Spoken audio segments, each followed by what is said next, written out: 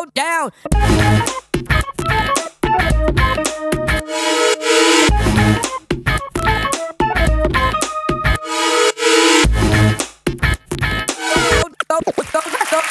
Salut les terriens du samedi.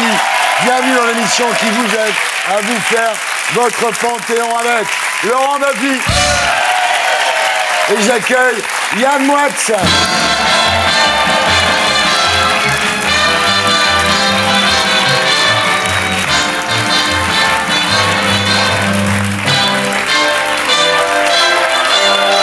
Comment ça va? En pleine forme. Bonne semaine, ça va? Très bien. Alors vous décernerez vos fameux Moix d'or, les récompenses qui font mal, tout à l'heure. Le thème de la semaine? L'anti-Saint-Valentin. Ah ouais? Jour de la haine, Thierry. Ah, je l'adore. Et maintenant, c'est l'heure de la battle.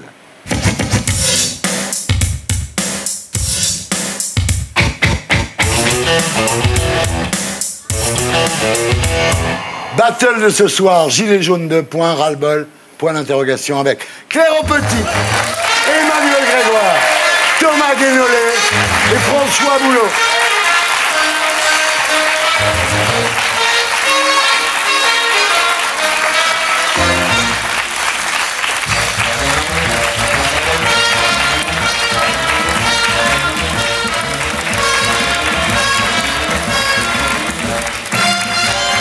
Claire Aupetit, bonsoir. Alors, vous êtes députée République En Marche de l'Eure. Absolument. Bienvenue parmi nous. Merci.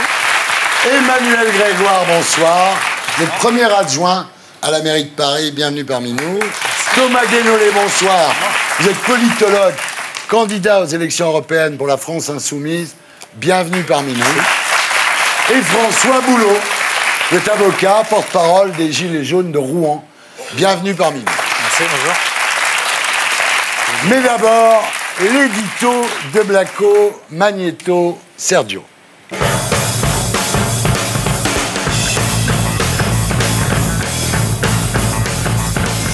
Pauvres gilets jaunes, ils ont tellement de mal à boucler leur fin de mois qu'il y a toujours quelqu'un pour excuser leur dérapage. Après le saccage de l'Arc de Triomphe, c'est Nicolas Dupont-Aignan qui a pris leur défense. Ça a été la grande manœuvre du gouvernement qui a cru, pour discréditer les gilets jaunes, qu'il pouvait laisser des casseurs cassés. Ensuite, quand le ministère de Benjamin Griveaux a été pris d'assaut, c'est Éric Coquerel de la France Insoumise qui est monté au créneau. Le gouvernement a des larges responsabilités au-delà de sa politique, qui est extrêmement violente. Par exemple, vis-à-vis des chômeurs, sur les décisions qui ont été prises, d'accord, qui sont autrement plus violentes, excusez-moi de vous dire, que des cases d'abri de bus ou de choses comme ça. Éric, finalement, quels que soient les dérapages des gilets jaunes, c'est toujours la même excuse qui revient. Le gouvernement est l'unique responsable de la situation. Il est responsable et il est coupable du désordre. Pourtant, dès le mois de décembre, Macron a débloqué 11 milliards de dépenses sociales supplémentaires. Je veux qu'une vraie amélioration soit tout de suite perceptible. Mais ça n'a pas convaincu les partisans des gilets jaunes. Il a pensé qu'une distribution de monnaie pourrait calmer l'insurrection citoyenne qui a éclaté. Et quand Macron a lancé son grand débat national pour tenter de sortir de la crise, comment ont réagi les partisans des Gilets jaunes? Nous ne croyons pas à ce débat. Alors en tant que parti politique, nous n'allons pas y participer. Nous laissons le rôle de potiche à En Marche et aux Républicains. Ils savent très bien le faire d'ailleurs, c'est ce qu'ils font toute l'année. Sauf qu'après 3 mois de chienlit, un certain ras-le-bol commence à se faire sentir. Moi depuis le début, ils me font chier les Gilets jaunes. Mais quand vous dites ça, vous avez conscience quand même qu'il y a personne qui ose tenir ce genre de discours déjà. Oui, mais j'en ai rien à foutre. Qu'est-ce que j'en ai à faire? À un moment donné, il y a des gens qui pensent comme moi aussi. Mais il n'est pas le seul à en avoir ras-le-bol. Les maires des grandes villes tirent eux aussi le signal d'alarme. À Paris, Lyon, Bordeaux, Toulouse ou Saint-Étienne, les dégâts se chiffrent en millions d'euros. Pour le petit commerce, la situation est catastrophique avec plus de 70 000 salariés au chômage partiel et une baisse du chiffre d'affaires qui atteint parfois les 30%. La casse et les violences n'ont pourtant pas discrédité les Gilets jaunes, puisque 60% des Français continuent à soutenir le mouvement. Mais un autre signe ne trompe pas. En janvier, Macron a repris 5 points dans les sondages, puis il a encore grimpé de 6 points en février. Résultat, sa cote de popularité est plus élevée aujourd'hui qu'au début du mouvement des Gilets jaunes. D'où la question, et si le vent est en train de tourner? Voilà, c'était l'édito de Blacko, mise en image de Julien Grappe. Alors, selon un sondage Elab paru mercredi, 56% des Français estiment que la mobilisation des Gilets jaunes doit s'arrêter et 64% disent ne plus se reconnaître dans les revendications des manifestants. Alors, y a-t-il un ras-le-bol des Gilets jaunes? C'est notre débat de ce soir. Alors, on commence avec vous, Claire Aupetit. Est-ce que les Français soutiennent ou comprennent les Gilets jaunes? Comprendre, oui. Tout le monde peut les comprendre. Ouais. Qui ne comprendrait pas? Mais entre là, à les soutenir en rapport de ce qu'ils sont devenus, ce qu'il reste et ce qu'il y a. Vous avez les Gilets jaunes. Enfin, j'aime pas trop dire, de toute façon, les Gilets jaunes. Non, voilà. Donc, vous avez des Français, des citoyens français, qui avaient des revendications, qui les ont toujours, qui attendent encore un petit peu plus de réponses, et même plus de réponses. Dans le grand débat, nous les avons. Voilà, le débat est ouvert. L'écoute est là, ça c'est sûr et certain. Mais il faut savoir maintenant, ce qu'il reste, ce sont des casseurs, ce sont des perturbateurs. Là, nous voyons quand même de plus en plus d'entreprises en très grande difficulté. Moi, sur ma circonscription, depuis 2 jours, je dois dire que je suis vraiment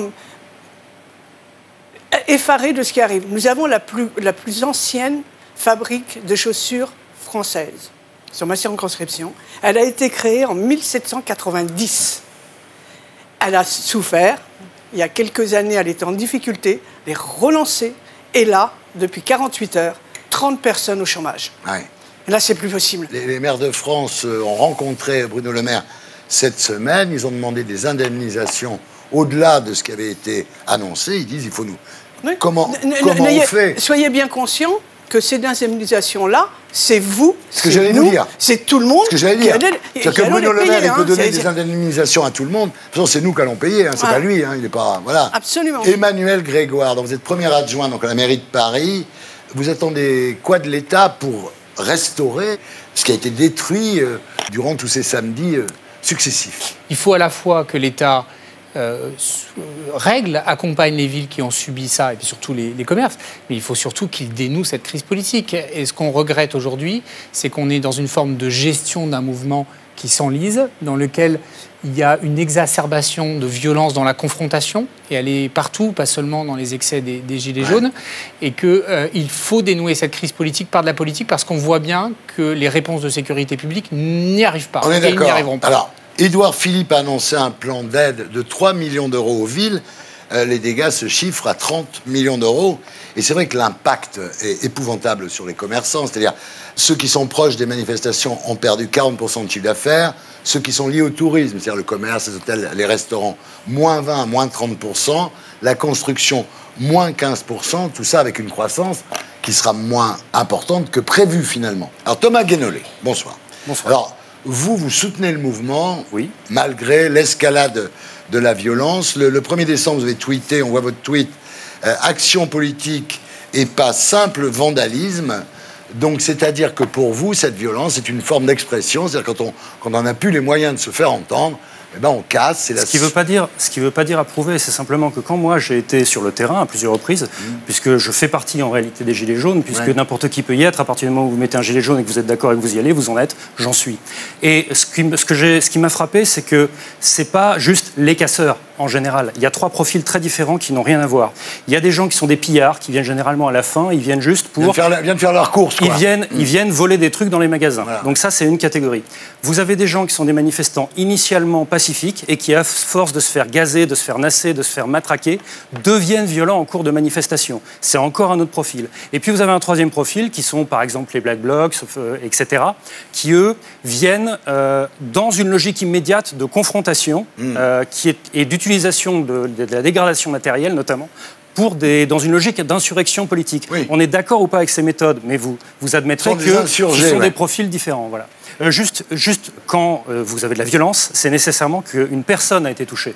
Et donc, par exemple, une main arrachée, c'est une violence. Vous voyez, par exemple. Oui. Ou un œil éborgné.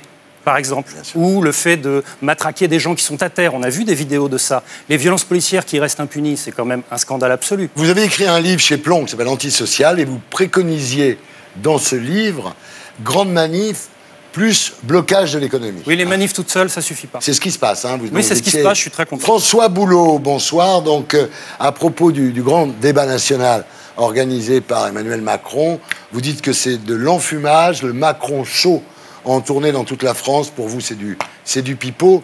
Est-ce que vous comprenez le ras-le-bol des Français d'une partie des Français devant toutes ces violences quand même. Oui, bien sûr. En réalité, je voudrais déjà rétablir les chiffres. Il y a effectivement un recul du soutien au mouvement dès lors que la question englobe les actions qui sont menées. Et effectivement, tout le monde déplore les violences. Mais quand vous interrogez les gens uniquement sur la légitimité du mouvement et ses revendications, là, vous êtes à 75% de soutien.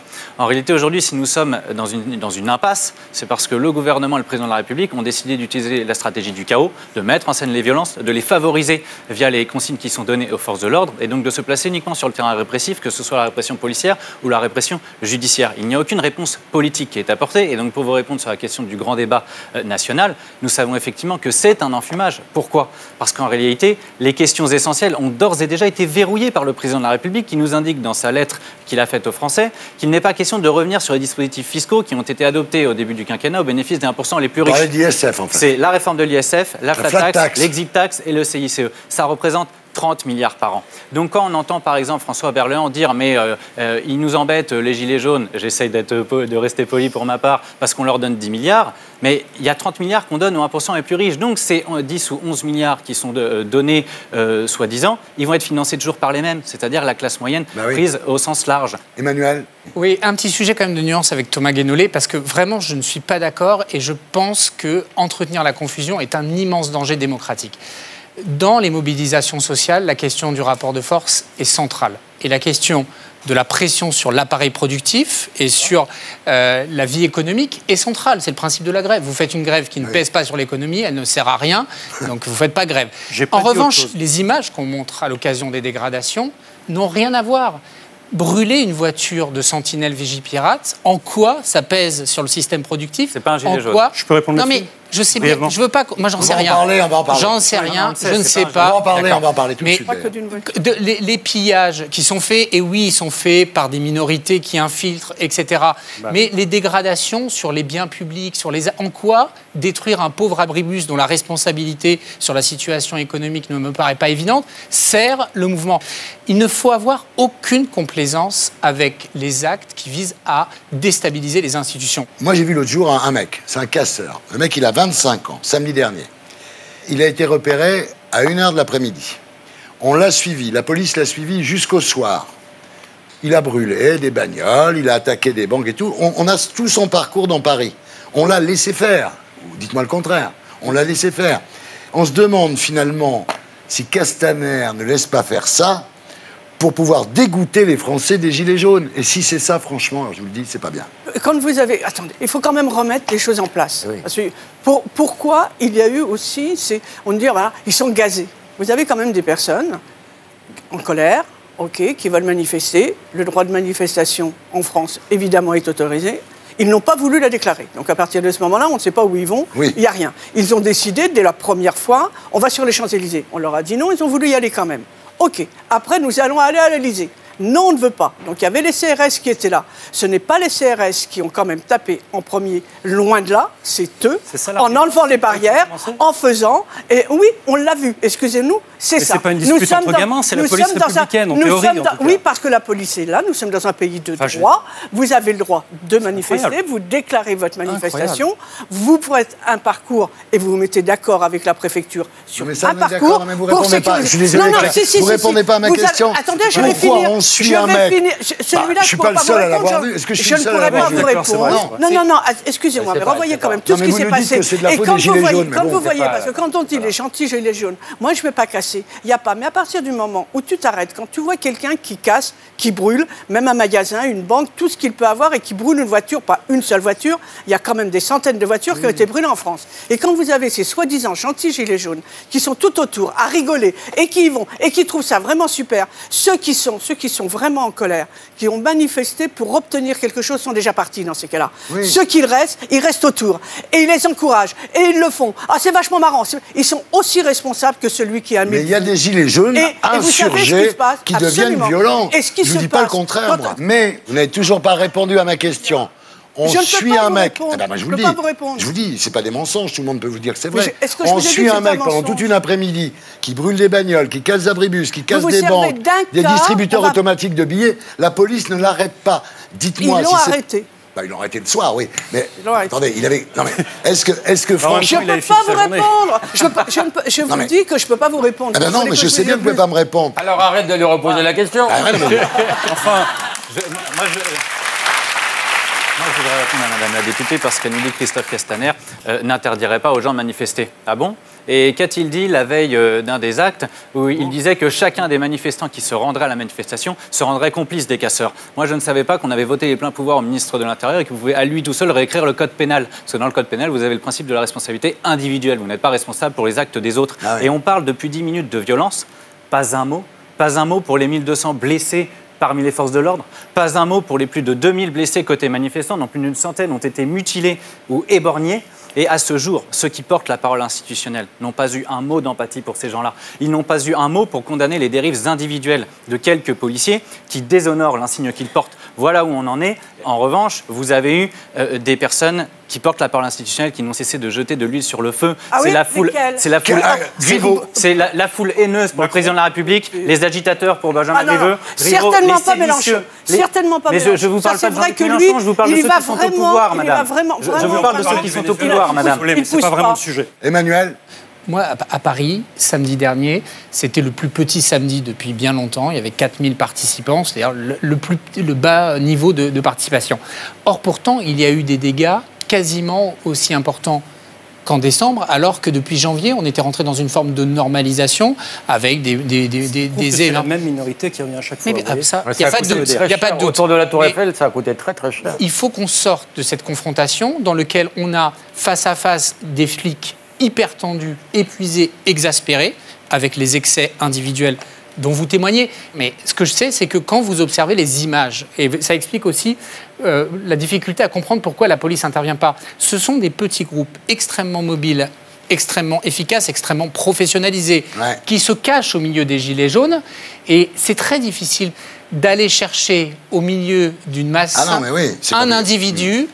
Et donc, ils les repèrent, on les suit sur les réseaux de vidéoprotection, comme on dit. Et donc, c'est vrai que parfois, c'est incongru, mais les policiers ne peuvent pas physiquement aller les chercher. C'est ce qu'ils disent. Sauf à risquer de mettre en danger tout le monde. C'est ce que disent les forces de police sur le mec dont je vous parlais. On ne l'a pas arrêté parce qu'il était au milieu des autres. Alors, dernier point, last but not least, c'est de faire passer les gilets jaunes pour des antisémites. Alors ça, en France, c'est l'argument définitif. C'est-à-dire quand tu veux détruire quelqu'un, tu dis c'est un antisémite. Alors les gilets jaunes, il y en a sûrement qui sont antisémites, mais faire passer les gilets jaunes, comme je le vois sur les chaînes d'infos en ce moment, c'est-à-dire que c'est pratiquement à chaque fois qu'on dit gilets jaunes, on dit antisémite. En aucun cas, je les traiterai d'antisémites, évidemment. Simplement, je n'ignore pas que dans une manifestation, il y a eu des quenelles de fête, il y a eu des chants de fête quand même.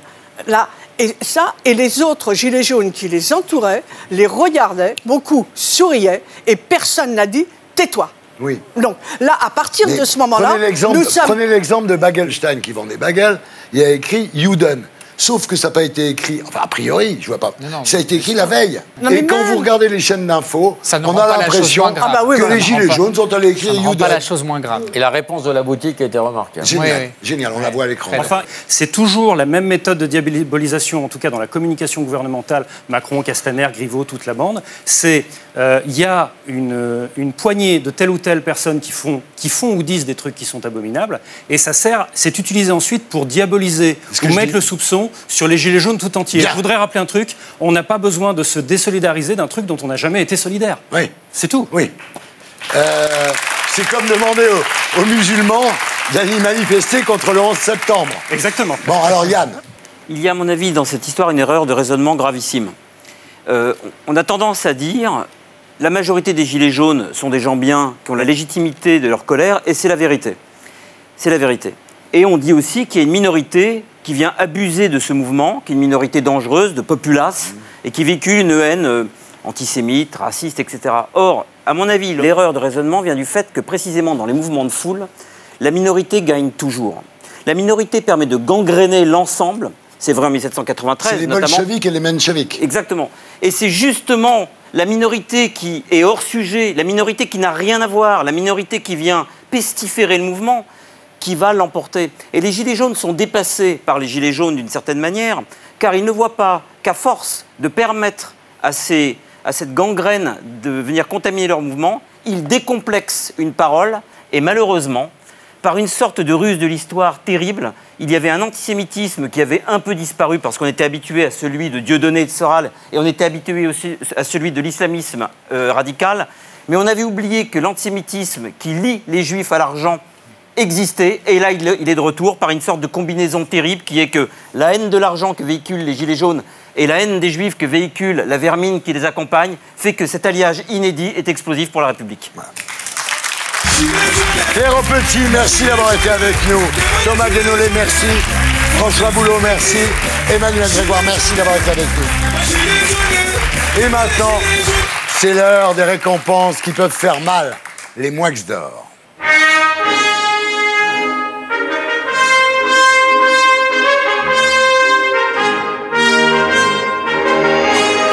Et voilà donc les Moix d'or.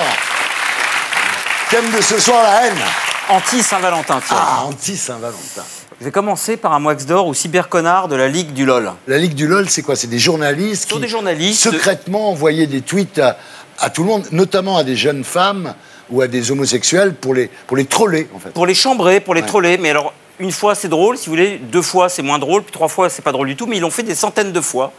C'est une sorte d'élite autoproclamée d'Internet qui a commencé à infiltrer toutes les rédactions. Il y avait des gens comme Vincent Glade, par exemple, qui est assez connu, Vincent Glade. Oui, des gens des Inrocks, de Télérama, c'est ça, etc. des gens qui nous donnent toute la journée des leçons de morale, en plus. Oui, vous savez, j'avais dit il y a quelques semaines qu'on était en trollocratie. C'est-à-dire qu'en fait, il y a des abrutis qui nous harcèlent toute la journée et qui font un peu la loi sur Internet. Alors, le LOL, déjà, ça m'a jamais fait rire, moi, le LOL. C'est un truc, c'est comme des applaudissements enregistrés dans les sitcoms. Ça gâche un peu le plaisir. Et la France, j'ai l'impression, est devenue une cour de récré géante. On harcèle, comme dans les cours de récré, des petites filles. Alors, il y a un pauvre imbécile du nom d'Henri Michel qui a dit « Cet endroit réunissait parmi les plus grands talents de Twitter ». Alors, Henri Michel, oui, tu es un pauvre abruti, mon vieux, car précisément, Twitter a été inventé pour les gens comme toi qui n'ont aucun talent. Alors, oui, parce qu'il faut quand même le répéter, et ça, je le martèlerai jusqu'à la fin. Twitter, c'est une benne à ordures. C'est une fausse sceptique et même parfois une fausse aseptique, puisqu'on sait que les révisionnistes adorent Twitter. C'est un dépotoir, Twitter, c'est une déchetterie, c'est un égout. Les membres de la Ligue du LOL se présentent comme des personnalités sortant du lot. Alors moi, cette autoproclamation de la supériorité, Thierry et Laurent, ça me fait vraiment vomir. Il y a des génies incompris, eux, ce sont des incompréhensibles ratés. Sortez du lot si vous voulez, les gars, mais s'il vous plaît, sortez également de nos vies, retournez dans le néant. L'oubli vous va si bien. Et ne vous inquiétez pas pour l'avenir. La médiocrité peut à elle seule occuper et combler toute une vie. On continue avec les harceleurs de Cécile Duflot. Oui, les cyberharceleurs qui s'en prennent à Cécile Duflot, qui a courageusement témoigné contre Denis Baupin. Moi, ce que je trouve fascinant, c'est qu'au lieu de travailler, de se promener, de découvrir des musées ou de lire, l'être humain, en 2019, tourne et retourne des ressentiments toute la journée pour les imposer aux autres sur Internet. Alors moi, je vous propose de faire comme si Internet n'existait pas. Comme si Internet n'avait jamais existé. D'ailleurs, moi, je regrette vraiment à 1000% l'époque où Internet n'existait pas. Je trouve que le monde était plus agréable à vivre. On respirait mieux. Donc, en fait, les cyber-cerbères, si j'ose dire, nous en veulent que d'une chose, c'est qu'on soit nous-mêmes. C'est ça qu'ils ne supportent pas. Donnerions-nous de l'importance à des pouces s'ils ne nous grattaient pas? En fait, ce qui n'est pas consulté n'a aucune réalité. Si vous arrêtez d'aller sur Internet, en fait, tout ce qui vous blesse sur Internet se désintègre immédiatement. Internet est la terre promise des déséquilibrés. Et comme disait Kundera, la vie est ailleurs. Bien. Alors... Là, je voudrais donner un Moix d'or à l'époque, Thierry. Un Moix d'or de la médiocrité de l'époque. Sa pleutrerie. Jean-Marie Bigard a fait un sketch chez Cyril Hanouna. Une blague. Oui, enfin, une blague, il a raconté une blague. Et notamment, il a mimé une sorte de viol, une scène de viol qui se passait chez le médecin. Alors, on sait que l'humanité a perdu 10 points de QI en 100 ans, Thierry, mais ça se voit. Parce que, est-ce qu'on a oublié la fonction de l'humour? L'humour a pour fonction de s'emparer de la réalité, de la dire avec son langage, de la tordre dans tous les sens. Et il ne peut pas y avoir d'humour choquant. Ça n'existe pas, l'humour choquant, pour une raison simple. C'est que c'est une tautologie. L'humour doit être choquant. L'humour doit dépayser, il doit étonner, il doit surprendre et il doit choquer. Et c'est pas la blague de Jean-Marie Bigard qui devrait nous surprendre, nous étonner, nous dégoûter. C'est le viol qui devrait nous surprendre, nous dégoûter et nous survolter et nous mettre en colère. Et donc je voudrais défendre Jean-Marie parce que moi, c'est le viol que je déteste et non pas Jean-Marie Bigard et ses blagues sur le viol. Quand Chaplin incarne Charlot, il parle de la pauvreté. Aujourd'hui, il aurait tous les SDF dans la rue, mais ils y sont déjà, donc ça tombe bien, qui dirait c'est dégueulasse, il se moque des pauvres. Chaplin ne pourrait plus faire Charlot aujourd'hui, il faut le savoir. ne pourrait plus faire Coluche. Rien. Donc un humoriste, à ses risques et périls bien sûr, fait ce qu'il veut. L'humour choquant n'existe pas, ce qui existe c'est l'humour raté. C'est ça qui est pire, car l'humour comme la boxe ou l'histoire, ça ne supporte pas l'à peu près. Reprocher à Jean-Marie Bigard d'être vulgaire, c'est comme reprocher à Marcel Proust d'utiliser des imparfaits du subjonctif. Oui. Ça n'a aucun sens. Et je voudrais aussi préciser que le verbe enculer est un très joli verbe, c'est un très joli mot, enculer. On le retrouve chez le marquis de Sade, chez Georges Bataille. Donc les indignés perpétuels commencent vraiment, mais vraiment, comme disaient des proches, à nous escagasser le bas de l'oreille interne. Ouais. Des proches qui pensaient lui aussi qu'un homme seul et vulgaire vaut mieux qu'une meute nombreuse et débile. Alors, vive les enculages, vive les enculures, vive les enculeries. J'ai bien défouraillé là, Thierry, non? Parfait, vous êtes parfait. Et puis, cette blague, Jean-Marie l'a racontée des dizaines de fois sur tous les plateaux. Puis là, c'est la date limite, on ne peut plus faire certaines blagues. L'époque a décidé qu'une blague sur le viol, c'était beaucoup plus grave qu'un viol. Voilà, bravo Yann. Le rappeur Jules, Wax d'or également. Alors, Jules a annoncé qu'il sortirait le 1er mars un album de rap, son dernier album, gratuit. Et je trouve que franchement, Thierry, un album de rap gratuit, c'est cher. Oh. Alors, un Wax d'or à la maison Weidler qui a mis aux enchères à Nuremberg des toiles attribuées à Adolf Hitler. Alors, je ne sais pas si en ce moment, avec la recrudescence phénoménale de l'antisémitisme, si c'est une méga, super, giga bonne idée de sortir des toiles inédites d'Hitler. D'autant plus que c'est des fausses, ce qui réjouit évidemment tous les révisionnistes et les négationnistes, parce que pour eux, une toile fausse est une toile vraie. Donc, vous voyez, ça relance encore l'affaire. Et je trouve que là, c'est même plus que le point Goldwyn est atteint ou pas, c'est que je crois que le monde dans lequel on vit est goldwynisé. Alors, personnellement, si je peux faire une annonce, Thierry, j'appelle les fascistes de profession, les nazis transitoires, les enfants perdus, les intégristes gamés, les taggeurs himmlériens, les branleurs nostalgiques, les résidus de vieux collabos, les graines d'antisionistes, les crânes chauves à quenelle, les gilets jaunes bruns, les dieudonnistes béats, les trotsko-révisionnistes, les hitléro-sentimentalistes, les néo-négationnistes, les tronçonneurs d'arbres sacrés, les arracheurs de kippa, les profanateurs de mémoire, qu'ils soient grands, petits, vieux, jaunes, beaux, laids, rides ou pauvres, de foutre la paix aux juifs, car s'en prendre aux juifs, on le sait, c'est s'en prendre à l'homme. Et voilà, à la semaine prochaine, Yann. Merci d'être avec nous. On se retrouve après la pub pour la suite des Terriens du samedi. À tout de suite.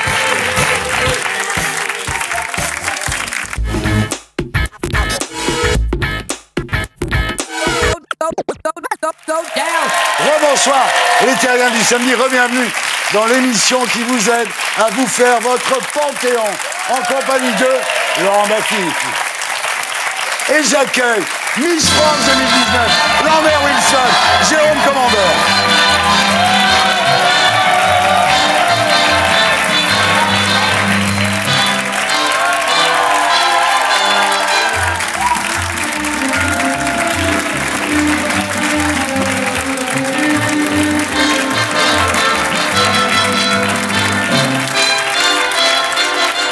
Bonsoir à tous. Bonsoir, bonsoir.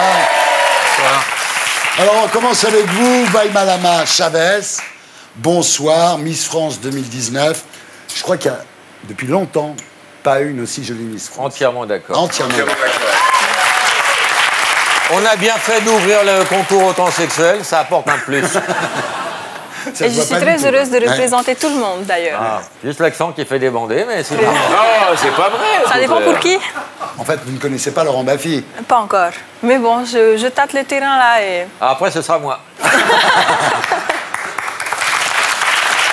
Alors, je rappelle le principe du concours Miss France, donc des jeunes filles qui veulent devenir médecins ou vétérinaires, qui gagnent et qui finissent animatrices sur la TNT. En général, c'est ça. C'est un point de vue. En ce qui me concerne, je souhaite terminer professeur de marketing dans un lycée. Ouh.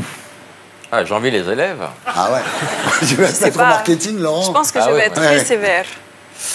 Ça risque d'être pas facile. Vous êtes dominatrice en plus. Et ça va lui plaire encore plus. C'est ce qu'il cherche en fait. Ouais. Attention, vous allez finir au coin. J'aime beaucoup sa répartie. Ah ouais, parce que non seulement c'est la plus belle, mais en plus elle a du caractère.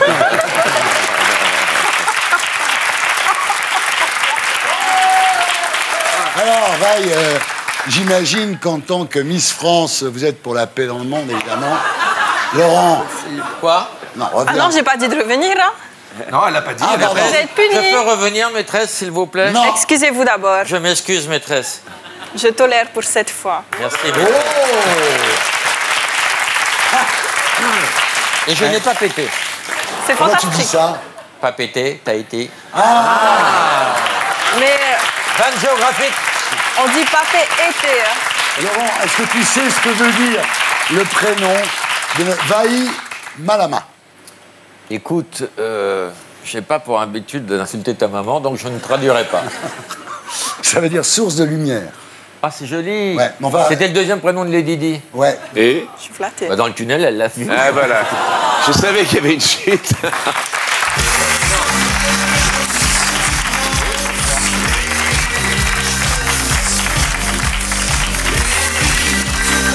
Ça y est, la police de Cannes était à sa recherche depuis plusieurs années. Ça y est, l'homme à la veste de jogging rouge a enfin été identifié. Il s'agit de Lambert Wilson. Magnéto, ça.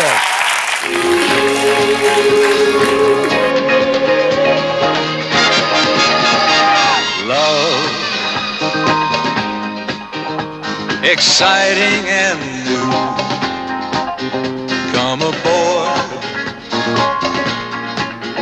we're expecting you and love.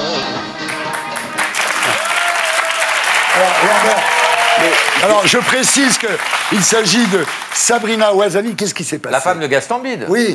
C'est parce qu'elle était habillée comme ça m'a fait quelque chose. Ah oui, t'as pété un câble, comme le boxeur. Ouais, mais après j'ai embrassé le metteur en scène aussi, alors j'étais un peu confus ce Ouais, jour-là. non, mais c'était avant C'était- Harvey Weinstein ou pas? Si. C'était avant, oui. Bien avant. Ah bon, Bien ça me avant, rassure, bien parce que avant. maintenant, c'est- Mais Sabrina a beaucoup d'humour, donc ça l'a fait rigoler. Depuis à Cannes, ils ont mis des rince-doigts, donc tout va bien. Je sais pas ce qui m'a pris. à un Lambert moment. Wilson, mesdames, messieurs, l'homme qui, dans la même carrière, a porté la robe de l'abbé Pierre et celle de Céline Dion. On peut l'applaudir, vraiment. Lambert Wilson, le seul homme à pouvoir dire « Nom de Dieu, de putain, de bordel de merde, de saloperie, de connard, d'enculé de ta mère », en restant classe, c'est Lambert dans Matrix 2. Ça s'applaudit. L'homme dont la filmographie est un zapping sur la TNT un mardi soir, de Des hommes et des dieux à Jet Set, en passant par Matrix 2. Je crois que le jour où il y a un distributeur qui voudra faire un coffret avec les films de Lambert Wilson, ce sera impossible. Sérieusement, comme biopic, il vous reste qui à faire? Mère Teresa, quoi. Non, je vais faire le général de Gaulle. Non. Le général de Gaulle, juste avant l'appel de juin 40, le mois qui précède Ah, l'appel c'est de juin bien. 40. Oui, oui. Bon, on est ravis pour vous, vraiment. Non, parce que j'ai cru à un moment que vous prépariez un biopic de Monsieur Propre. Et là, je me suis dit quand même... C'est vrai, ça serait pas mal en même temps. hein. Il veut faire un biopic de tout le monde. Je suis un beau gosse. Alors, Jérôme Coranger, bonsoir. Alors, Lambert Wilson s'est immortalisé en interprétant Céline Dion, mais vous n'interpréterez pas le mari de Céline Dion, René Angéli. Oui. Ils ont choisi un Québécois qui s'appelle Sylvain Marcel. Ah bah, vous me l'apprenez, je ne le savais pas. Ben, je vous le dis. Voilà. J'espère que vous n'êtes pas tapé tous les albums de Céline Dion pour préparer le film, quand même. Non, ça m'a permis de bosser un peu avec Valérie, c'était chouette. Ah ouais, bah ouais, ouais. Voilà. Alors, vous en foutez de tout ça parce que vous êtes devenu celui qu'on s'arrache. Ah bon? Celui dont on regrette qu'il ne présente plus les Césars. Celui à qui on veut confier définitivement la présentation du Burger Quiz. J'attends la connerie, mais la cérémonie des Oscars et la présidence de l'ONU. Voilà. C'est vrai que depuis les Césars, depuis 2 ans, c'est la remontada. Tout le monde. C'est ma remontada. Mais voilà, c'est fou. ça. Tout le monde Il n'y avait pas eu de descente d'Ouda. Ah si, il y a eu des si. Il y a eu une descentada. Les années canapé. Et quand je dis canapé, c'est parce qu'il dormait sur le canapé d'un ami. Il Oui, avait ça plus m'est de quoi arrivé, payer son loyer. Moi, il m'est arrivé de lui donner des pièces dans la rue. oui, moi et je aussi. faisais semblant de ne pas le reconnaître pour pas le gêner. C'est de l'histoire ancienne. Oui, non, mais ça va, tout va bien. Depuis ça, Magnéto, Serge.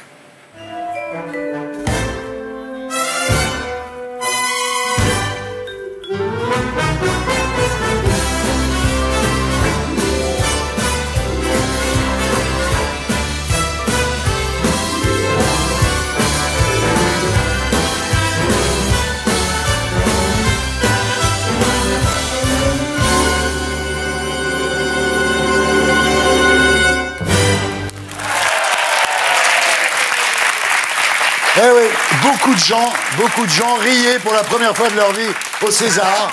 Alors, 3 mois de préparation pour faire ça. Est-ce que des fois, vous vous réveillez encore la nuit en sueur, en pensant que ça va être les Césars? Mais c'est pas faux, c'est vrai que... Non, mais comme on passe 3 mois très intenses, après, sur scène, c'est une espèce de libération, donc on est... comme ça, dans une espèce de coton. Ouais. Et c'est vrai que, pour en avoir parlé avec d'autres maîtres de cérémonie, je pense à Florence, à Édouard, oui, il y a un côté, ça violente physiquement. C'est horrible, c'est horrible. Il n'y a pas pire salle que la salle des Césars. Les gens qui réussissent au César peuvent réussir n'importe où. Ouais, c'est vrai. Alors Lambert, justement, vous n'êtes pas très fan des cérémonies. Vous dites que le métier s'auto-congratule en permanence. Et finalement... ça fragilise beaucoup d'artistes, ces récompenses et ces cérémonies. Moi, je trouve que c'est souvent douloureux. Et puis, je ne vois pas pourquoi il faudrait se donner des prix en permanence. Ça va. Mais d'ailleurs, vous racontez que quand votre père, l'immense, un peu trop immense, George Wilson, a reçu en fin de carrière un Molière pour un 2e meilleur rôle, hein, attention. Ouais. Il a fait un discours de 20 minutes, interminable, comme s'il avait reçu le prix Nobel. Ouais. Et vous dites, c'était pathétique de voir mon père comme ça, quoi. Mais oui, parce qu'il méritait beaucoup plus que ça. Oui, et parce que finalement, on a envie, devant ses pairs et devant le public, de se montrer et de se raconter. Ça vous fait quelque chose de fondamental. D'ailleurs, on voit les acteurs, ils sont dans un état incroyable d'émotion quand ils reçoivent ça. Ouais. Ça n'est jamais qu'une statuette. Voilà. L'année suivante, on a oublié qui l'a reçu. Alors, on va passer des Molières à Molière. Waouh! C'est l'heure de la promo qui s'affiche, c'est Shopping.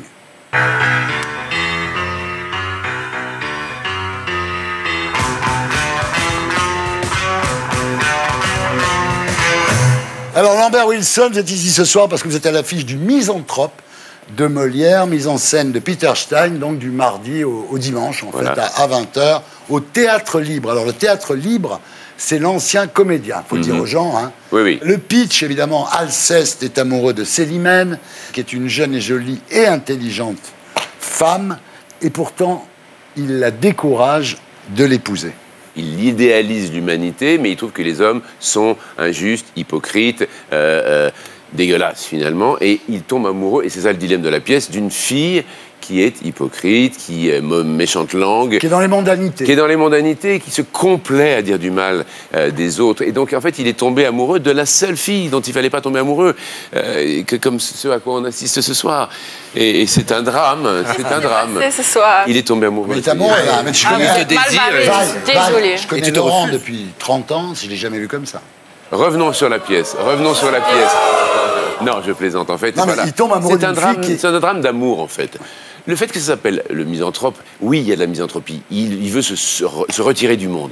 Mais il y a un deuxième titre qui est intéressant, c'est l'atrabilaire amoureux. Atrabilaire, ça veut dire celui qui se met en colère tout le temps. Celui qui a de la bile noire. Oui, il est excessif dans toutes ses émotions. C'est un fou, en fait. C'est un fou furieux. Alors, vous avez toujours trouvé le misanthrope au rasoir, mais en travaillant sur le texte avec Fabrice Lucchini pour Alceste à bicyclette que tu adores, Laurent, vous avez compris en fait qu'Alceste était assez perché comme mec, assez timbré, et que c'était un personnage, dites-vous, Dostoïevski. J'avais pas trouvé la pièce ennuyeuse, c'est parce que je la connaissais pas, c'est tout. Alors qu'en fait, en travaillant dans le film, je me suis dit, waouh, cette langue est incroyable, c'est vraiment une des plus belles pièces de Molière, donc du répertoire français de Molière. Écrite par Racine. On peut se poser la question. Parce qu'il y a un sens de la tragédie dans la pièce. Et on peut se poser la question s'il n'a pas été aidé par Racine. Le 5e acte est totalement racinien, pour les spécialistes. On est d'accord. Alors, et donc, en fait, j'ai voulu le jouer. Et au moment où j'ai voulu le jouer, il y en avait plusieurs dans les parages qui le jouaient. J'ai attendu mon tour. Mais il m'est arrivé une chose extraordinaire. On vient de commencer la pièce et le metteur en scène de Alceste à bicyclette est venu voir le spectacle hier soir. Dans le film, je me trompe en permanence. Au même endroit. Au même endroit. Et je dis, je ressens pour l'humanité une immortelle haine à la place d'une effroyable haine. Eh bien, hier, dans la pièce, en la présence du metteur en scène, j'ai refait la même erreur. Parce qu'il était dans la salle. Et il y a eu une sorte de superposition dans mon esprit. Et j'ai été très troublé par ça. La même situation du film a eu lieu. Alors que je n'ai jamais fait la moindre erreur pendant les répétitions sur ce passage-là. Du coup, tu abandonnes? Comment ça se passe? Oui, j'ai renoncé à la jouer. C'est plus raisonnable. Je me suis senti C'est plus honnête par rapport au très public. friable, très friable subitement.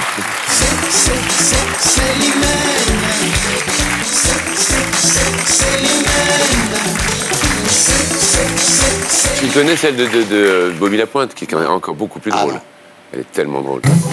Moi, je connais un ami, il s'appelle Alceste. C'est son nom, Alceste. Nous, on l'appelle Misanthrope, c'est notre ami Misanthrope. Bonjour, la Misanthrope. Quand il est à Saint-Trope, il vit comme un ascète. Il sort jamais là-bas, mais quand il est ascète, il vit comme un Saint-Trope. Génial. Bobby Lapointe. Allez sur YouTube pour l'écouter, ça vaut la peine. Alors, pour incarner le rôle du mec qui déteste la terre entière, vous êtes inspiré de qui Zemmour, Ça m'est venu très facilement. Gilles Verdès, Twitter, non? Non, je l'avais en moi. Ah ouais? Je suis assez misanthrope, oui, ça vous surprend. Hein. Non, mais c'est vrai qu'il y a pas mal de raisons en ce moment de trouver que l'homme ne s'est pas tellement amélioré, finalement, depuis Molière. Ouais. Alors, Alceste déteste tout le monde. Les uns parce qu'ils sont méchants et malfaisants, et les autres pour être aux méchants complaisants. C'est magnifique, c'est magnifique. C'est bien écrit. Quel bonheur de lire ça. Bravo. Oui. C'est d'une intelligence qu'il a distillée dans tous les personnages. C'est ça qui est merveilleux, c'est que c'est une société qui, effectivement, jouait beaucoup avec l'esprit et les mots. Et il a donné à Célimène, la jeune femme, autant d'intelligence que au personnage d'Alceste. Ouais. Et il y a un duel de deux femmes extraordinaires, Célimène et une femme plus âgée, Arsinoé, ces deux femmes qui se crêpent le chignon uniquement avec le langage. Et c'est savoureux, c'est jouissif. Ouais. Il se peut en effet que vous auriez aimé que je m'adresse à vous en vers et en rime, afin qu'un français quelque peu simplifié n'agresse vos oreilles et ne les abîme. Bravo. Oh là là. Ah, moi j'adore, mais là en préparant cette interview, je me suis dit quand même les mecs qui touchaient leur canette. Quoi. Qui finira sur les planches. Non. Ou dans. Alors votre premier contact avec Molière, vous aviez 12 ans, c'est Trissotin. Dans Les femmes savantes au lycée. Oui. Au lycée, les costumes du TNP prêtés par votre père, qui en était évidemment le directeur. Je rappelle le TNP parce que le Théâtre National Populaire, on disait Chaillot, en fait. Voilà. Alors, vous apprenez des textes classiques dans le Larousse à l'époque. Et alors, il est confronté à la photo de son père en femme, à côté de Jacques Dufilot, quoi. Comment est-ce que vous êtes surpris maintenant, ou comment est-ce que je peux être surpris de jouer Céline Dion? Mon père, dans les classiques Larousse, il est joué Philamène dans Les femmes savantes, avec Dufilot, avec Jacques Dufilot habillé en femme. Ouais. Alors, vous êtes assez réservé dans la vie, vous êtes assez, pas timide, mais presque. Oui. Et en fait, ce qui vous désinhibe vraiment, c'est la perruque. Hein. Quand vous mettez une perruque, c'est... J'achète des perruques dans le quartier de Sébastopol et on fait des soirées perruques. Je recommande à tout le monde, ça coûte pas cher. En face du Comédia. En face du Comédia, il y a Cécilia. Oui. Cécilia, elle joue à 10-15 euros. Non, ça marche. Ah, mais vous faites des soirées perruques alors avec des copains, non mais c'est vrai? Ah, mais j'ai des coffres à perruques, oui. Ah oui, vous aimez ça vraiment? J'ai d'autres coffres, mais j'ai des coffres à perruques. Oh, c'est pour toi. C'est pour toi. Ça va plaisir. Ah, oui. Ça y est, il est choqué. Laurent Baffy est choqué par les coffres de Lambert Wilson. J'adore Lambert Wilson. Mais là, on met des perruques, on fait une soirée perruque. Il se passe quoi après? On échange des perruques. D'accord. Et après, voilà. Comment on échange. Ah ouais, d'accord, on est dans l'échange. C'est très drôle de mettre des perruques. Bien sûr, c'est drôle. Et tu les mets où sur la tête? Oh, s'il vous plaît. Restez correct, monsieur. Alors, Lambert, après la mort de votre père, donc George Wilson, vous avez passé 3 ans, dites-vous, en dépression. Pas forcément à cause de sa mort, d'ailleurs. Ça a été un moment dans la vie difficile. Oui, moment difficile. C'était la cinquantaine. Maintenant, ça va. Ouais. Très bien. Vous avez déclaré dans Psychologie, maintenant, ça va bien. Mais juste une question. On ne dirait pas en voyant la photo. Oui. Est-ce que la feuille de bananier était consentante? C'est-à-dire que le problème, c'est un numéro sur la nature et la protection de la nature. Et là, je détruis violemment une feuille de banane. Et en plus, on ne voit pas la banane. C'est dommage.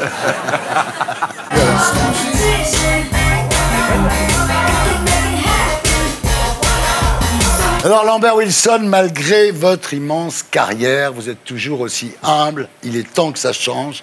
On va faire une interview. Alain Delon. Mais quand je suis tout seul, derrière les mots, derrière l'image, il n'y a plus de ça. Est-ce que vous pensez que Lambert Wilson peut tout jouer?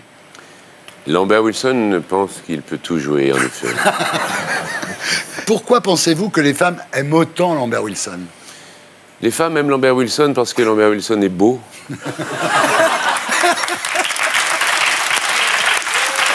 Pourquoi pensez-vous que les hommes aiment autant Lambert Wilson? Les hommes aiment beaucoup Lambert Wilson parce que les hommes aiment leurs femmes qui aiment Lambert Wilson. Ah oui, d'accord.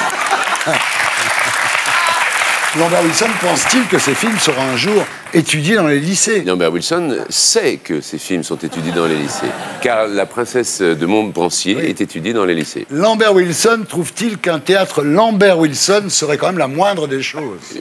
Lambert Wilson pense qu'un opéra serait mieux destiné. C'est vrai que Garnier, on ne sait même plus qui c'est. Alors que Lambert Wilson, oui. Est-ce que vous pensez que Lambert Wilson doit beaucoup à son extraordinaire physique? Et Lambert Wilson doit beaucoup à son nez. Ah oui. Et en général, quand on a un grand nez...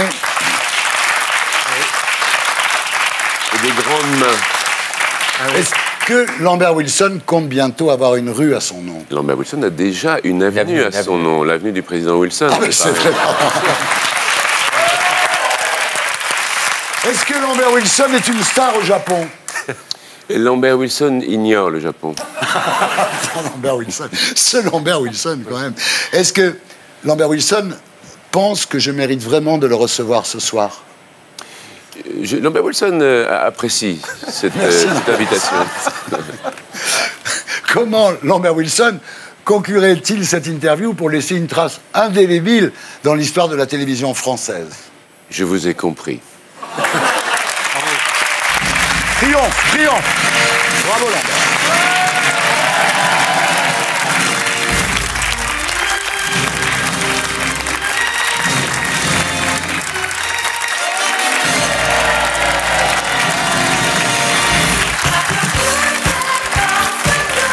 Et voilà, on se retrouve après la pub pour la suite des Terriens du samedi. A tout de suite.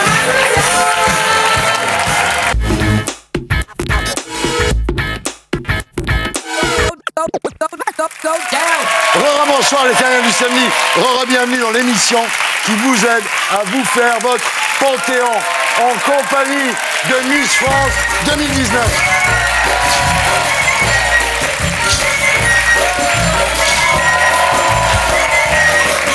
Lambert Wilson.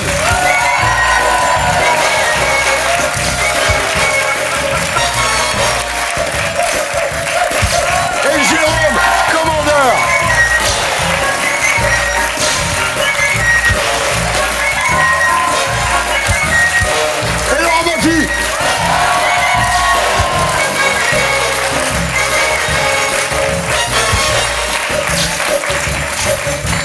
Et voilà, on commence avec un quiz. Tout le monde joue. Ça s'appelle le Biopic Quiz.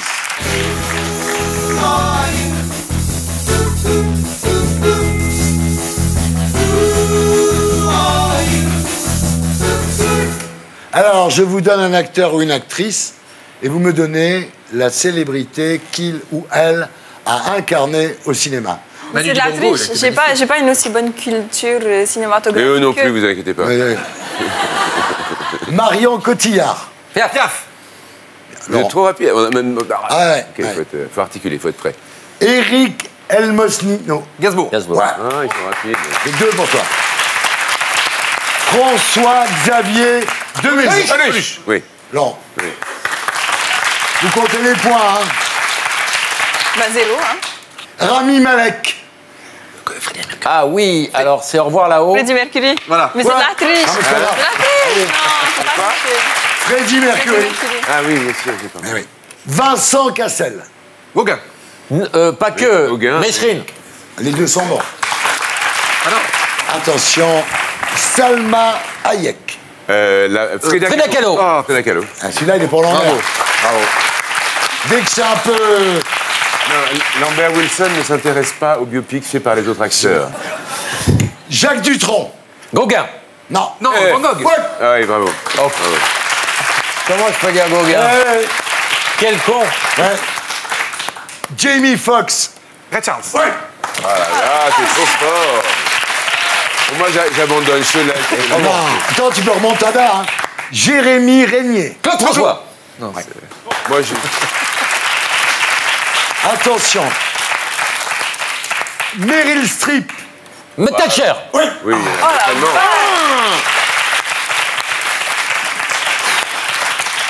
Il y a un suspense, là. Michel Bouquet. Mitterrand. Oui. Oui. Forest Whitaker. Jamel Debbouze. Non. Ah merde, pas loin. Non, c'est un dirigeant africain. Africain, oui. Mandela. Non, un dirigeant méchant. Amin Dada. Oui. Attention, c'est égalité entre Laurent Baffy et Jérôme Commandeur, et il en reste un. Et donc c'est là que tout va se jouer. On se concentre. Le gagnant aura droit à embrasser. La bise. Ah, c'est mort. La bise. Bien sûr. La bise. Sur moi, joue à moi. Voilà. Ça dépend. Attention, Pierre Vinet. Saint-Laurent. Ouais. Laurent Baffy.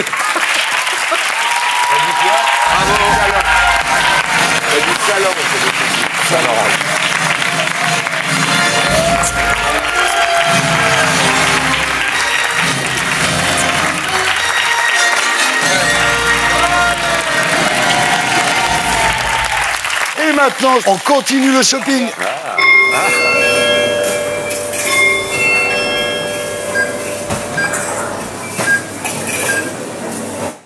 Parce qu'un artiste, c'est aussi un code barre. Alors, Jérôme Commandeur, rebonsoir. Bonsoir.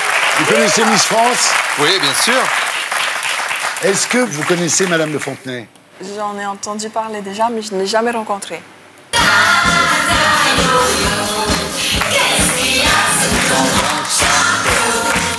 Elle est là ce soir, Madame de Fontenay. Quel conseil donneriez-vous à Miss France? Non, elle ne me connaît pas, elle sait pas qui je suis. Elle sait pas, tu te souviens? Non, elle sait pas qui, non, elle voit pas. Elle voit pas, non. Non, elle voit pas, elle connaît Sylvie Tellier, mais elle connaît pas Geneviève. Ben voilà, c'est quand même dommage. Et comment Vaille doit-elle réagir à la foire au jambon à Issoire quand le maire lui fait ça? Non, ça c'est Lambert Wilson, non. Oh, dis donc, Thierry, ça va pas te passer des images comme ça, des saloperies, non, devant une jeune fille aussi sympathique? Ouais. Hein? Est-ce que vous pensez que Vaille peut faire Danse avec les stars, Geneviève? Oui, elle pourrait, c'est une jolie fille, c'est une jolie plante, oui. Est-ce que vous pensez qu'elle pourrait épouser un animateur de télévision? Ah oui. Oui, j'entends pas, alors je dis oui, mais oui. Tu vois bien que c'est pas Geneviève de Fontenay. Bah, c'est troublant. Bah ouais, mais tu sais bien qui c'est. Je me suis fait avoir. Les poils, la barbe, j'y étais. Tu sais qui c'est?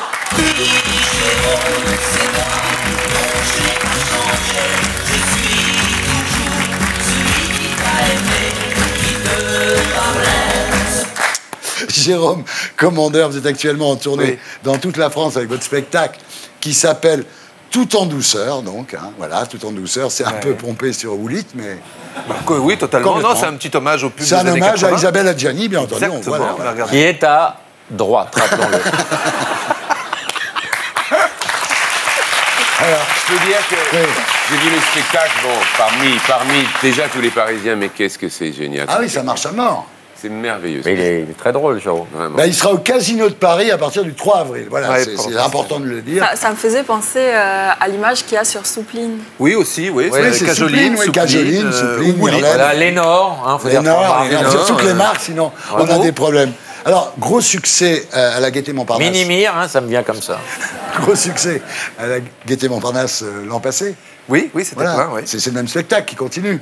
Oui, enfin, non, mais oui, bien sûr, vous l'améliorez tous les jours, mais sauf que quand vous êtes venu en parler... Vous êtes venu en... Non, mais les chaises, c'est bien, on comprend. Qu'est-ce qu'il y a de plus?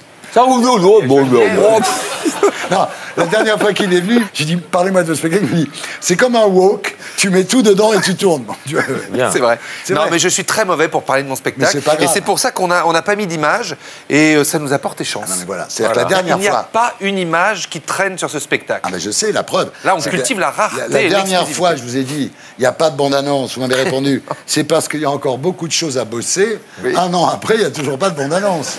Il n'a pas fini de bosser, en fait. Ah non, il n'a pas fini de bosser. Non, en fait, au départ, c'est parce qu'on ne savait pas quoi mettre dedans. Ouais. Et puis après, quand on a vu que ça ne posait aucun problème aux gens, on n'a pas fait de... C'est comme un faitout, tu mets un peu... Oui, c'est ça. On est passé de wok à faitout. Oui, c'est un faitout. Et les gens se poilent. Non, c'est très culinaire. Mais comment on fait pour envoyer les gens au casino, là, maintenant, là? Là, maintenant? Oui, qu'est-ce que je dis, moi? Je sais pas, de se marrer, de passer un bon moment, d'être dans... C'est grinçant, c'est touchant, c'est bienveillant. Surtout, c'est gratuit, quoi. C'est gratuit, ouais. Faut le dire aux gens, quoi. Ça, c'est la bonne... Par les temps qui courent, c'est quand même... Je pense que là... C'est une belle offre.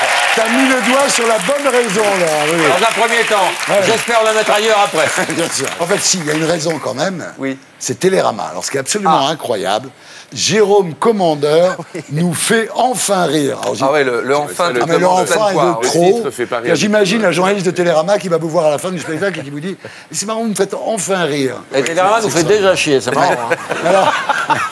Alors, Télérama ne change pas. Ça leur plaît pourquoi vous faites des blagues sur les profs? C'est pour ça que ça leur plaît? Oui, c'est ça, oui. Et puis les mecs en lunettes, non, je sais pas. Oui, parce que Quelle condescendance, quelle arrogance. Non, mais comment osez-vous, Télérama? Non, mais... Et en plus, j'étais content, parce que l'article est superbe. Bon, alors, en parlant de blagues, j'ai appris que pour écrire vos spectacles, vous preniez des notes sur votre téléphone. Oui. Alors là, on vous a piqué votre téléphone, donc C'est quoi on voit les blagues. Oh non. Pensez à demander à Gad Elmaleh où est-ce qu'il trouve ses blagues. Oui. Gad qui a répondu à toutes les attaques dont il est victime. Magnéto, Serge. Coucou mes amours, coucou mes emmerdes. Bonjour, bonsoir, en fonction du fuselage horaire, on va vous trouver. C'est vrai que ça fait longtemps que j'ai pas donné de news. C'est quoi les bails? On s'adapte. Écoutez, je sors de ma tanière là aujourd'hui, je m'extirpe un peu du bois, là j'attrape la lucarne parce que j'ai entendu oui dire qui me oui disent rien qui va. On va aller cacher sur table. Le plagiat. Alors, s'il y a une personne au monde qui doit s'insurger, se réclamer qu'on a plagié, c'est Jojo. Et il a pris ma manière de parler, ma manière de bouger, ma manière de réfléchir, de m'exercer, de me mouvoir. Alors j'entends bien sûr, oui, mais il a pris un mot par-ci, un mot par-là. C'est quoi cette phrase? Elle ressemble pas un peu à cette fin de la phrase. Oh, on marche en moonwalk, 25 ans de carrière à Oulat al-Haram, hack les hargneux. Alors aujourd'hui, j'ai un message. Où que tu sois, et qui que tu sois, dans ton village, dans ta ville, dans ton école, si un jour, avec les réseaux sociaux, ton cœur il a saigné ou il a pleuré, sois fort. Parce que les réseaux sociaux, c'est pas la vie. Et la vie, c'est pas les réseaux sociaux. Il est zéneux. Quelque part, eux aussi, leur cœur il saigne. Alors ce soir, on va leur dire qu'ils aillent tous se faire bien cajoler.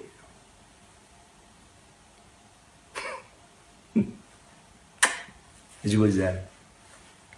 Copie. Ici, On continue ce shopping, la promo qui s'affiche.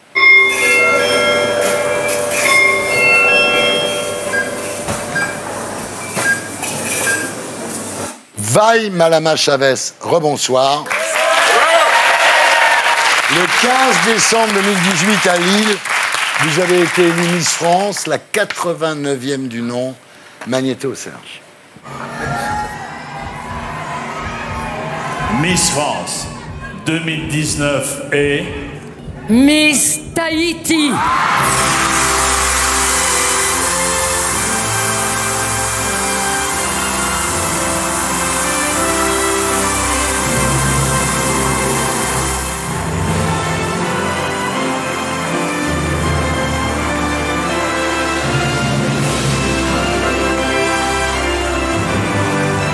Premier mot, Miss Tahiti, alors que vous pleurez de joie, vos impressions.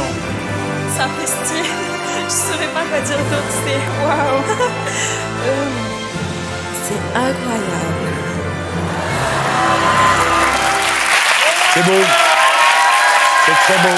Il dit sapristi, à part Tintin et Emmanuel Macron, plus personne ne dit sapristi. Mais là-bas, ça veut dire putain de bordel à queue. Vous mesurez combien? 1m78 sans les talons. Ah ouais, c'est ça, ouais. Parce que là, quand vous avez la robe sur scène, c'est incroyable. Hein. C'est magnifique. Hein. Elle est très grande. Très, très belle silhouette. Alors, tout le monde vous adore. Même Mélenchon. Chavez. Ah oui. Bien foutu quand même. Ouais, bien. Alors, en devenant Miss France, vous avez gagné plein de trucs. Une suite de 245 mètres carrés au Georges V. Bah, pour une nuit. Je ne savais pas combien elle mesurait et je me suis perdue dedans, effectivement. 245 mètres carrés. Qu'est-ce que vous avez fait cette nuit-là? On ne peut pas le dire. Parce que... Alors déjà, je n'ai pas dormi. Ben, tu m'étonnes. Déjà. Oui, parce qu'on a quitté l'île, il devait être 1h du matin, le temps de revenir vers Paris, il était 4h du matin. Mais j'ai été prendre un bain à la place. Ah, d'accord. Parce que je trouvais que c'était... J'arrivais pas à dormir. Mais qui y avait avec vous? Il y avait Sylvie, il y avait Alizé, il y avait beaucoup de monde en fait. Pourquoi on n'était pas là? On était où, nous? Alors, vous avez gagné 10 montres. C'est difficile de porter 10 montres quand même. Ben, je peux en porter qu'une seule à la fois, Bah parce oui. que je trouve que ça fait bizarre. C'est une d'en montre que vous porter avez gagnée 10. là? Oui. Et alors, ce qui est complètement con, vous avez gagné un voyage à l'île Maurice. Oui. Mais vous venez de Tahiti, ils sont complètement cons. Ça reste... Vous allez aller tout à l'île Maurice. Je vais aller me promener. Vous allez y aller? Bien sûr. Ah bon? Évidemment, bon. c'est pas comme Gennevilliers Tahiti. qui est bien aussi. Je connais pas encore. Ah oui, je vais te faire découvrir Gennevilliers.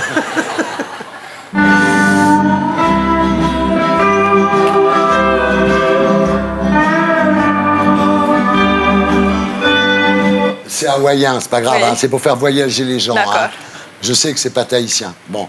Alors, est-ce qu'en tant que tahitienne, en revanche, vous prenez douche dehors quand il pleut? Ça arrive, Mais tu vois. mais pas en France. Pas en France, d'accord. Alors, vos parents ont fait 18 000 km pour venir assister au couronnement. Votre père est employé de poste à Papeete. Oui. Votre mère est infirmière. Et. Bah, Papeete. Non, elle est à côté, elle est à Pirée. 2 jours de bateau, quand même. Tahiti, ça mesure 73 km de long. On fait le tour de l'île en 2 heures en voiture. Ah ouais. Ça n'a rien à voir avec Ah ouais. les dimensions de la métropole. Alors, vous aviez 2 ans quand vos parents se sont séparés. Oui. Donc, toute votre vie, vous avez été en garde alternée, c'est Oui. ça? Et alors? Alors, c'est Fiu. Fiu, c'est un mot tahitien qui a été francisé. Je vous laisserai aller regarder. Fiu. C'est chiant, ça veut dire. C'est chiant. Ah oui, vous savez. Ah, il parle, il a appris. J'ai pas mal de tahitiennes, hein, j'ai un passif. Hein. Il a Les filles me appris. disaient, t'es fiou. À 18 ans, comme beaucoup d'adolescents en Polynésie, vous étiez en surpoids. Il y a un enfant sur 3 en Polynésie. Qui souffre de surpoids ou d'obésité, Ouais, effectivement. c'est incroyable. C'est Et un donc, constat alarmant. vous pesiez, c'est 84 kilos. Oui. Ça va. J'arrive de Tahiti et c'est vrai qu'au petit déjeuner, ils sont tous, les enfants, en train de boire des boissons sucrées, du Coca-Cola. Mais c'est incroyable. Pas Il y a des tous, bouteilles. mais ils sont très nombreux. Énormément de sucre tout le temps, partout. Ah ouais.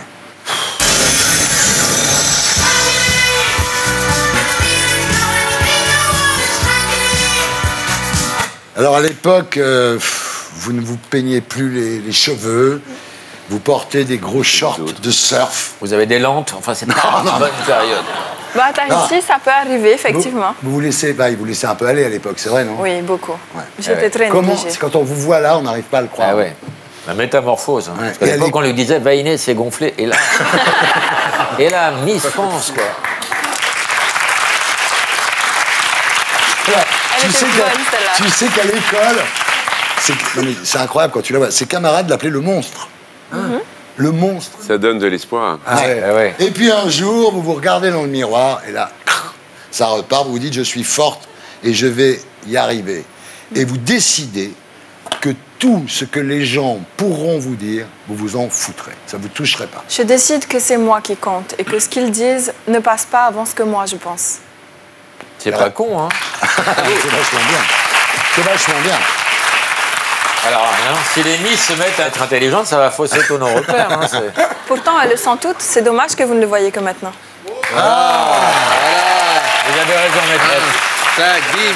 Laurent. Ah, il a raison, Allez, au point. C'est bien, en discipline. Quand vous voulez qu'il revienne, vous lui... Ah, il est mal barré. Ah ouais. Moi, j'avais donné un avertissement. Je suis désolée. oui, excusez-moi, maîtresse. Ah là là, comment elle l'a mis au pas, le Bafi, dis donc. Et moi, est-ce que je me comporte bien, maîtresse? Pour l'instant, ça va. Toi, t'as envie de te faire talquer. Alors, à partir de ce moment-là, vous changez votre façon de manger, vous faites du sport, et vous décidez donc de vous présenter au concours de Miss. C'est à la suite de plusieurs événements, effectivement. Non, quoi? Elle m'a gaulé tout de suite, hein. Vous inquiétez pas, je le surveille, maîtresse. Moi aussi, j'ai les yeux partout. Non mais, quand vous décidez de vous présenter à les concours de Miss, votre maman le prend très mal à ce moment-là, non? Elle n'est pas d'accord avec ce que j'ai envie de faire. Elle a d'autres projets pour moi. Alors, vous êtes ultra déterminé, hein, parce que vous devenez Miss Tahiti en obtenant un master en management. Mine de rien, quand même. Hein. Et en punishment. T'as vu comment elle te manage? Oh la vache. Oh la Attention, parce que tu vas te mettre à genoux si tu continues. Oui, pardon. Est-ce que ma maîtresse? Pardon. Ah, je me savais plus depuis 25 ans. C'est la première fois que quelqu'un le met à l'amende comme ça. Et il obéit, t'as vu, il obéit. Ouais. Alors, cette détermination, aujourd'hui, vous la tournez contre le harcèlement scolaire. Il peut revenir là, c'est le harcèlement scolaire, Laurent. C'est un sujet que tu connais, ça? Oh oui. Bon. Vous harceliez beaucoup? J'étais harcelé par mes profs qui voulaient que j'apprenne mes leçons, c'est con. T'imagines l'élève que c'était, Laurent? Ça devait pas être facile. Hein. Ouais, pas du tout. 700 000 gosses sont victimes de harcèlement scolaire, mine de rien. C'est beaucoup, un chiffre énorme, bien sûr. Alors, qu'est-ce que vous faites pour ça? Parce que... Eh bien, pour l'instant, je ne sais pas encore qu'est-ce qu'il faut faire. Je souhaite écouter d'abord, parce que c'est ce qu'il y a de plus important en réalité. On a trop tendance à parler pour ne rien dire, en fait, parce qu'on a envie d'avoir la parole. Et ce qui compte, c'est de savoir comment est-ce qu'il faudrait réagir. Et pour ça, il faut une réalité du terrain. Et donc, poser des questions pertinentes, écouter les réponses et voir comment est-ce qu'on peut agir par rapport à ça. Alors aujourd'hui, vous êtes fiers de votre 42? Ah oui, bien sûr. Alors, Sylvie Tellier a dit « Les Français ont voté pour les rondeurs cette année et je trouve ça chouette. Elle est sympa, Sylvie Tellier? Non. Géniale. Franchement, elle est géniale. Ah bon? Geneviève, elle est sympa, Sylvie Tellier? Non. non, elle n'est pas sympa. Non, pas du tout. Sympa. Non, tu peux me laisser dormir? Oui, bien sûr, Geneviève. Alors, il y a un truc terrible. Quel est-il? C'est qu'il paraît que jeudi soir, pour la Saint-Valentin, vous étiez seul. Enfin, oui et non. J'étais avec des copines. Ah bon, d'accord. Oui, et on a fait une soirée, une Saint-Valentin. Ah, voilà. Sans mec. C'est-à-dire? Raclette et copines. Raclette et copines, d'accord. C'est vrai, ça fait contrepétrie, raclette et copines. Et en fait, non. Mais on a envie de le mélanger. Dès qu'on la voit, on a envie de se mélanger, ça c'est... Avec de la raclette, probablement. Le fromage, c'est délicieux. On m'appelle fromage fondu, moi. Alors, mais ceci étant, t'as tes chances avec Vi, elle adore les blagues nulles. Alors, je vais te faire une blague, on va voir si tu la trouves. Comment appelle-t-on une manifestation d'aveugles? Festival de Cannes. Ouais, bravo. Ah là, hey. C'est très beau. C'est très beau l'amour qui naît entre vous, vraiment. Bravo, Laurent.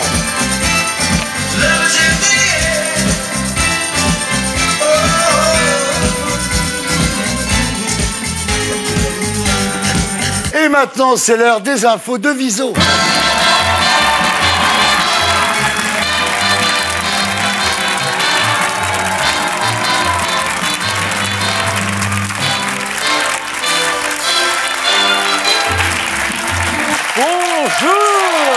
Cette façon de descendre l'escalier, c'est impeccable. Je suis obligé d'avoir l'air élégant. Il y a un petit côté Broadway. Impeccable. Attention, jingle.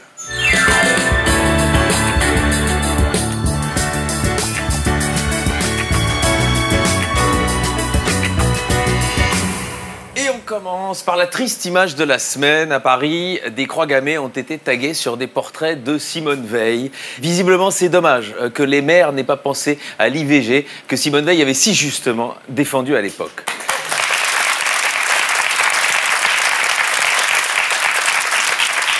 Et cela s'ajoute à une longue liste, les actes antisémites en hausse de 74% en France en 2018. Comme quoi, en 2018, il n'y a pas que le président Macron qui a tenu à rendre hommage au maréchal Pétain.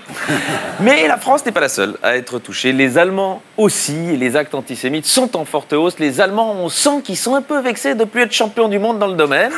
Ils ont le seum, l'antisémitisme. Allez, cette fois, politique française avec ce choc dans le paysage de droite. Laurent Wauquiez abandonne son emblématique parka rouge. Ouais, c'est la première fois qu'il change de veste. D'habitude, il se contente de la retourner. Et en même temps, c'est logique, à l'approche des européennes, il sait qu'il va s'en prendre une nouvelle. Côté vert, absent lors de son procès, Denis Baupin aurait dîné avec François de Rugy la semaine dernière. Ils sont copains comme cochons, hein. Bon, il y en a un qui est plus cochon, mais... et donc, ils se donnent des conseils, si vous voulez. Et c'est sûr que François de Rugy lui a dit « Si moi, j'ai pu faire ministre de l'écologie, franchement, mon Denis, il n'y a pas de raison que tu fasses pas ministre du droit des femmes. » Affaire Benalla, ça continue, ça va de partout. Marine Le Pen confirme un coup de fil entre son garde du corps et l'ex-conseiller du président. Et le plus bizarre dans tout ça, c'est que des proches de Marine Le Pen parlent à des Arabes.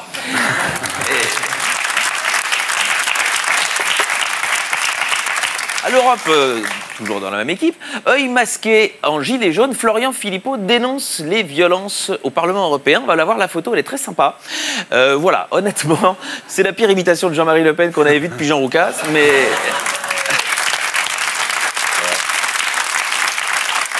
Et justement, cette violence policière, bien la semaine dernière, une main arrachée à Paris, une enquête ouverte pour déterminer les circonstances de l'accident. Honnêtement, l'enquête devrait être assez rapide parce que ça m'étonnerait que ce soit juste un fan de Jamel Debbouze qui essayait de ressembler à son idole. Voilà, bon, voilà. Castaner, en tout cas, regrette. C'est épouvantable. C'est épouvantable. Oui, je suis payé pour ça. Castaner regrette. Et heureusement qu'il regrette. Il allait quand même pas dire je m'en lave les mains. Lui, qu'on a encore deux. Aux États-Unis, Donald Trump n'est pas content. Il a surtravaillé plus que presque tous les autres présidents. Voilà, et c'est vrai qu'il travaille beaucoup. Il travaille principalement son swing, mais il le travaille. Et cette déclaration a valu quelques réactions sur Twitter, comme Bill Clinton qui dit « Moi, je bossais tellement que mes stagiaires finissaient sur les genoux. »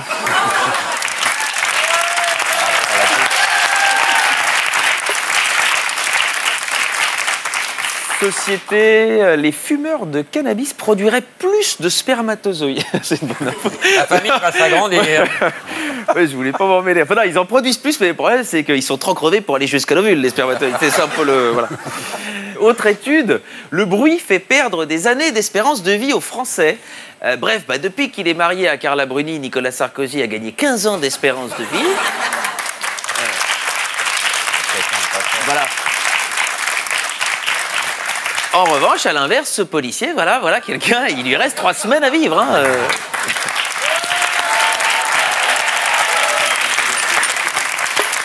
Faut taper les deux côtés, comme ça on risque rien. Allez, autre info. Un rapport parlementaire propose d'abaisser l'âge de la conduite à 17 ans. Et ben ça arrange bien les affaires de Jean-Luc Lahaye. Il en avait marre d'être le seul à conduire pour descendre sur la côte. Si, il faut aider, quoi.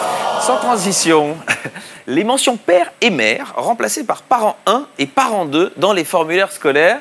Comme on pouvait s'y attendre, Christine Boutin n'a pas aimé ça et elle a tweeté, et après, elle a peut-être raison, n'importe quoi. Pourquoi remplacer père et mère par parent 1, parent 2 alors que cousin 1, cousin 2 conviendrait évidemment beaucoup mieux.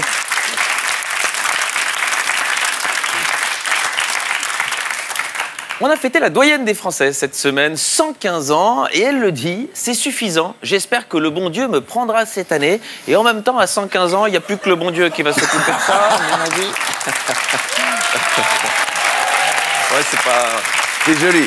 C'est pas la plus brillante. Je l'aime beaucoup. C'est un hommage, c'est un hommage. People, à Reims, il se fait passer pour Danny Boone et escroque une mère de famille. Donc la seule différence entre les deux, c'est que le faux Danny Boone, pour arnaquer les Français, il va à Reims et le vrai, il va aux îles Caïmans. C'est vraiment la petite différence. Allez, les brèves. À Mont-Saint-Guibert, en Belgique, mécontente de sa séance, elle roule sur le conjoint de sa kiné. Alors maintenant, celui qui stresse, c'est le conjoint de sa future psy. Un bloc de marbre commandé au XVIIe siècle sera enfin bientôt livré au château de Versailles. Voilà ce que c'est quand on commande en Corse. Et... Oui. Non, c'est pas bien. C'est pas bien. Et dans l'Aude, ils volent de la bière et des boules de pétanque à la gendarmerie de Gruissant. Et là, on attend une réponse forte de Christophe Castaner à cet acte de barbarie infâme envers la République. S'attaquer comme ça directement aux outils de travail de la police, ça n'est pas bien. Allez, la culture, enfin. Chaque semaine, je propose d'aller visiter un musée. Cette semaine, je vous emmène à Madrid, au Reina Sofia, où le sculpteur de la semaine, H.C. Westermann, Horace Clifford Westermann, sculpteur et graveur américain, qui a une prédilection pour le bois et le métal. Ses œuvres d'inspiration dada ou surréaliste flirtent avec l'art brut, comme ça, vous savez tout. Westermann porte bien son nom, puisqu'on va le voir, il est complètement à l'ouest. Et on voit bien sur cette photo, il est particulièrement heureux, mais en même temps, on est toujours heureux quand on s'astique le bâton. Et...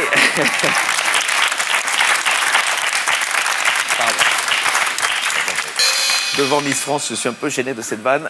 Mais passons à son travail, évidemment. Voilà une première œuvre qui aurait pu être baptisée Pinocchio s'est pris un tir de flashball. Autre œuvre, voilà, oui, entre nous, il faut reconnaître qu'elle n'est pas terrible, la version roumaine d'R2D2. En revanche, voilà, j'aime mieux celle-ci. Voilà, sorte d'hommage aux gilets jaunes, puisqu'il y a un gant de boxe et une main en moins. Et la suivante, elle est surprenante. Voilà, c'est un saucisson en bois sur un pied. C'est très clairement un sextoy SM pour vegan. Et je vous laisse l'image. Et Westerval, voilà, cible aussi les objets du quotidien. Voilà. Et ça, c'est une œuvre qui coupe l'herbe sous le pied à ses détracteurs. On peut pas dire que son œuvre, elle vaut pas un clou, parce qu'il y en a au moins 6 dans celle-là. Et la suivante, très sympa. Voilà, on reconnaît la batte d'Alexandre Benalla, mais après la manifestation du 1er mai. Et encore une petite, voilà, la véranda d'Harvey Weinstein, où le porc balance bien. Hein, aussi.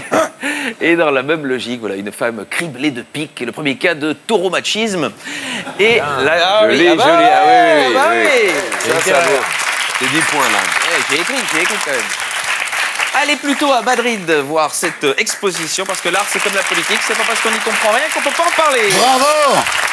Voilà, c'était les Terriens du samedi avec Philippe Soler, Miss France 2019, Lambert Wilson, Jérôme Commandeur et Laurent Baffy. Merci à tous ceux qui m'ont aidé à faire cette émission. À demain, 18h45 pour les Terriens du dimanche avec Patrick Sébastien, David Douillet. À demain. Merci.